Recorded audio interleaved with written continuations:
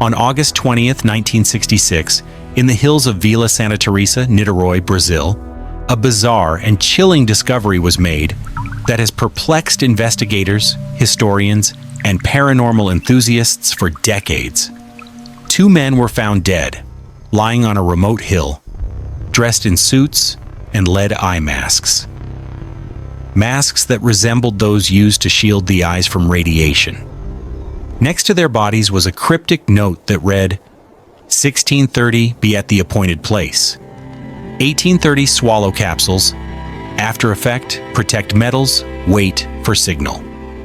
No signs of violence, struggle, or conventional trauma were present. No one could explain how or why these men had died. The discovery would become one of the strangest and most enduring mysteries in Brazilian history. A puzzle of science, ritual, and possible the occult.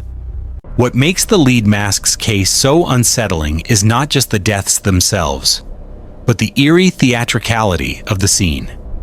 Two men, carefully dressed, wearing protective eye coverings, following a written set of instructions, only to die mysteriously without explanation. It is a story that blends ordinary human behavior with elements of ritual, science, and the inexplicable.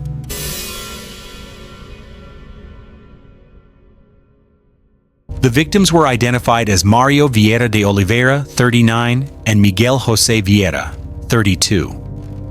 Both men were electronics technicians, skilled in working with sensitive equipment and familiar with scientific experimentation. Their lives, by most accounts, were unremarkable. They had no known enemies, no history of criminal activity, and were described by acquaintances as reserved, meticulous, and somewhat private. In the weeks leading up to their deaths, neighbors and friends noted that the two men had become increasingly withdrawn. They spoke of scientific experiments, spiritualism, and signals from other worlds. Some accounts suggest that the men were involved in occult practices or were experimenting with psychoactive substances in pursuit of altered states of consciousness or supernatural experiences. This combination of technical knowledge, ritualistic behavior, and interest in the unknown set the stage for the chilling and perplexing circumstances that would later be discovered on that hill in Niterói.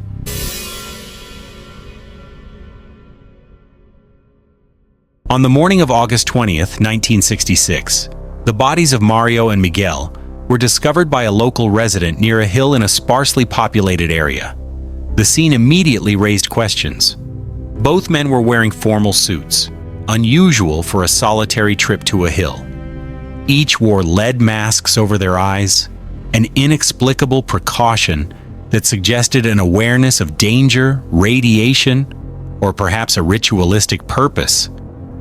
Their belongings were untouched. Wallets, watches, and other personal items remained in place, indicating that robbery was not a motive. No signs of struggle, trauma, or external injury were observed. There were no gunshots, knife wounds, or bruising. Perhaps most confounding was the handwritten note, left nearby, which seemed to outline a precise schedule. Arrive at 1630, swallow capsules at 1830, and then protect metals and wait for the signal. What capsules? What signal? And why the lead masks? Investigators at the time were baffled. Autopsies revealed no clear cause of death. Toxicology tests suggested the possibility of poison, but the results were inconclusive. No trace of conventional toxins, radiation, or chemical substances could be definitively identified. The case became a classic locked room type mystery. The victims had followed a set of instructions, only to die mysteriously, leaving no trace of the mechanism behind their deaths.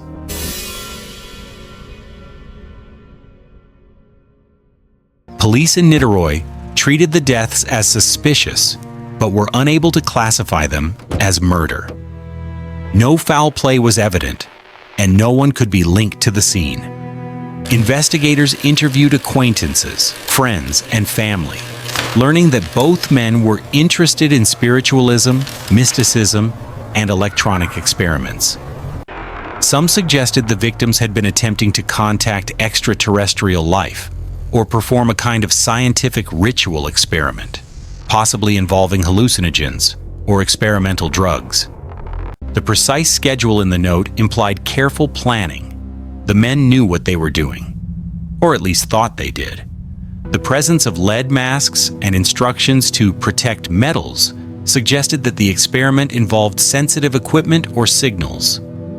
But nothing in the autopsies, personal effects, or scientific knowledge of the time could clarify the events. The police files remain sparse and inconclusive. Officially, the case was never solved. It was categorized as unsolved deaths, though speculation about accidental poisoning, experimental mishap, and occult ritual has persisted for decades.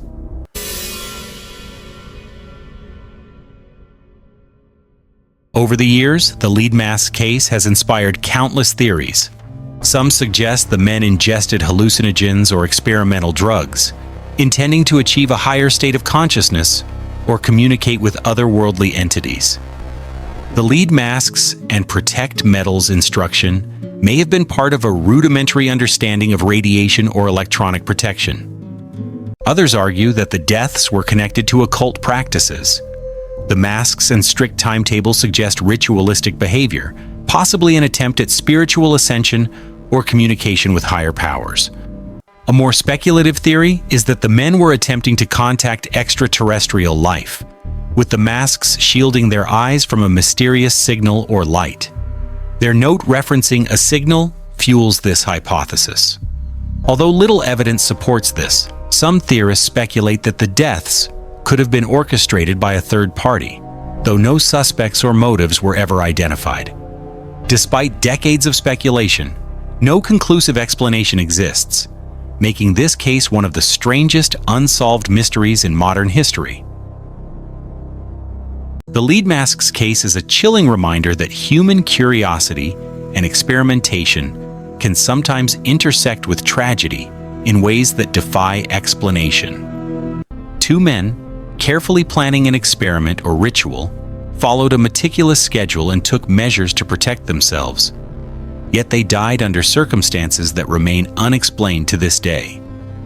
The combination of science, ritual, and mystery makes the story uniquely unsettling. It's not a crime, not a natural disaster, not an accident in the conventional sense, yet it resulted in death.